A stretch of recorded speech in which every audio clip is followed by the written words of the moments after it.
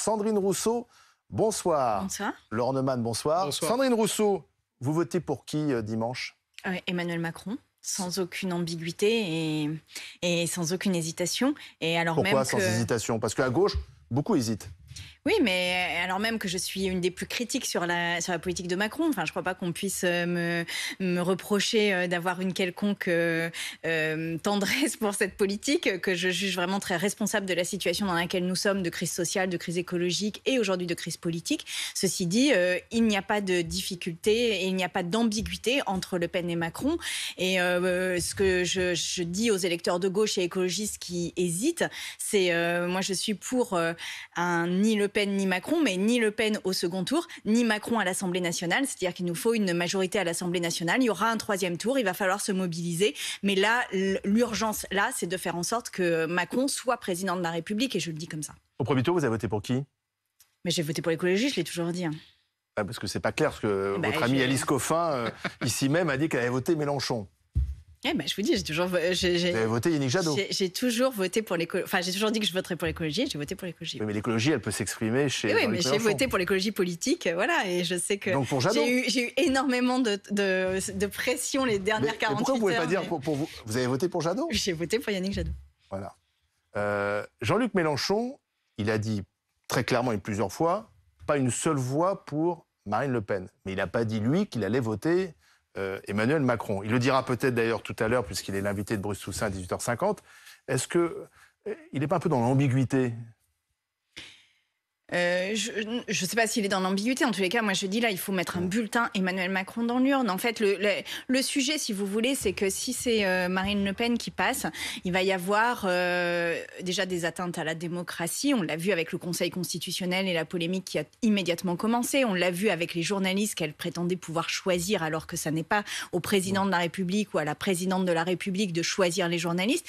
Et puis derrière, il va y avoir des préfets d'extrême droite, il va y avoir des hauts fonctionnaires, il va y avoir des nominations d'extrême droite serait en un danger peu partout. avec Marine Le Pen? Et surtout, ça imprimerait une structure d'État et on n'est absolument pas sûr qu'on soit en capacité de gagner la prochaine fois. C'est-à-dire que l'extrême droite, à partir du moment où elle est au pouvoir, le lâche rarement facilement. On l'a vu avec l'histoire du Capitole et de Trump aux États-Unis. Et si le Capitole n'a pas réussi, peut-être qu'en France, il y aurait de quoi réussir. Donc, je veux dire, il ne faut jamais plaisanter avec l'extrême droite. Il ne faut jamais mollir devant l'extrême droite. L'extrême droite est notre adversaire, et un adversaire sans faille que l'on combattra jusqu'au bout. Et donc, c'est Emmanuel Macron qu'il faut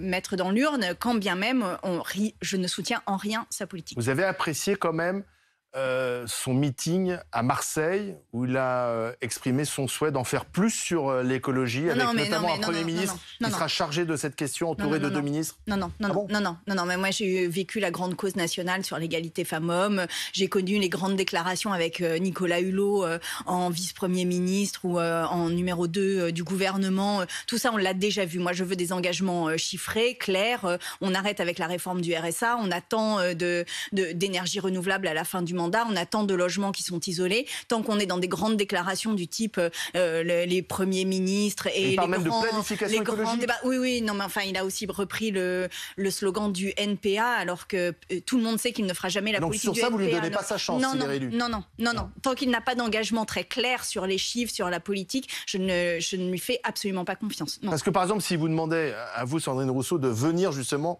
l'aider au sein d'un gouvernement.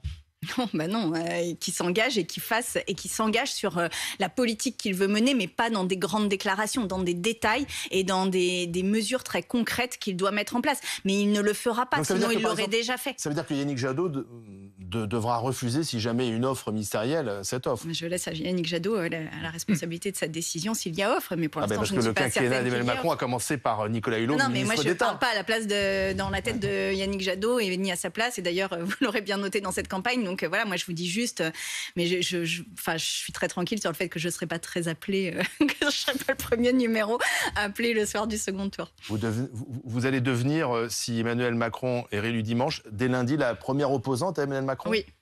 Ah oui, et puis il est sans doute la plus virulente, enfin parmi les plus virulentes en tous les cas, oui. Laurent Neumann. Non, juste une question, moi j'essaie de comprendre ce qui a changé en 20 ans.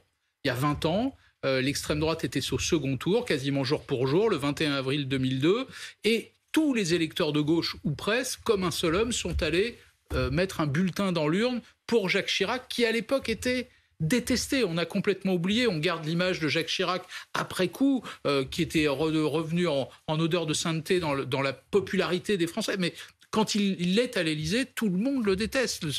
Et pourtant, ils vont voter. Qu'est-ce qui a changé? Alors vous allez me dire, c'était Jean-Marie Le Pen et c'est Marine Le Pen. Mais qu'est-ce qui a changé? Dans le discours de la gauche, on entend toujours cette idée de barrage à l'extrême droite.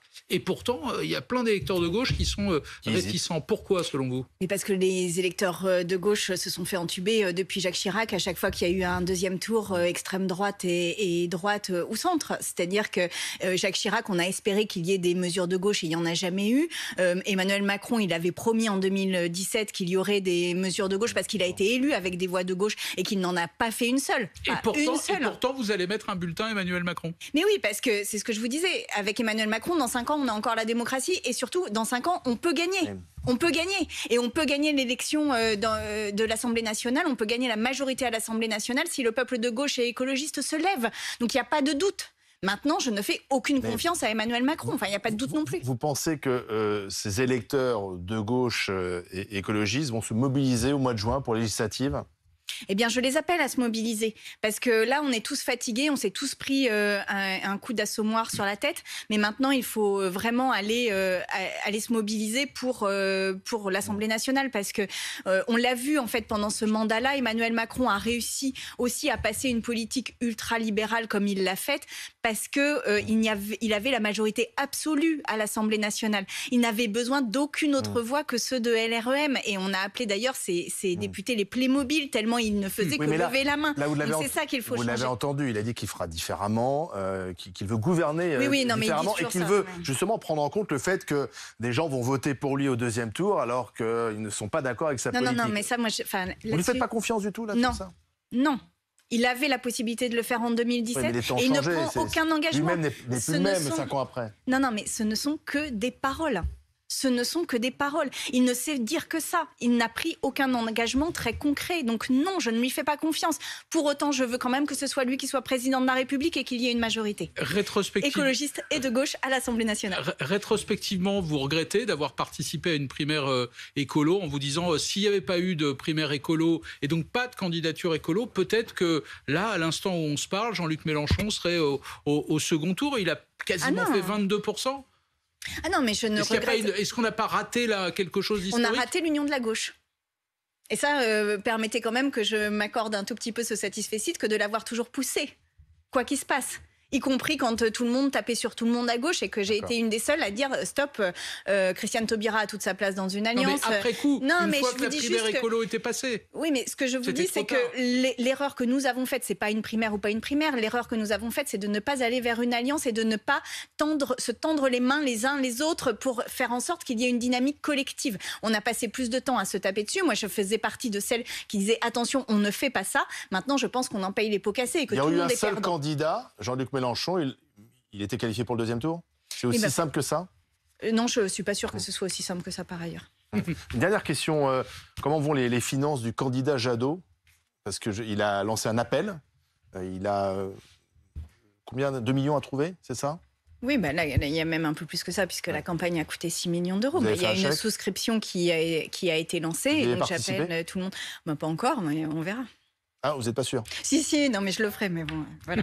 Permettez que je ne me précipite pas non plus. Voilà. Pourquoi? Parce que compte tenu de la manière dont ça s'est passé, permettez que je ne sois pas la première à souscrire à ça, mais ceci dit, je le ferai. Je m'engage devant les téléspectateurs et spectatrices à le faire. Merci Sandrine Rousseau d'être venue sur le plateau de BFM TV.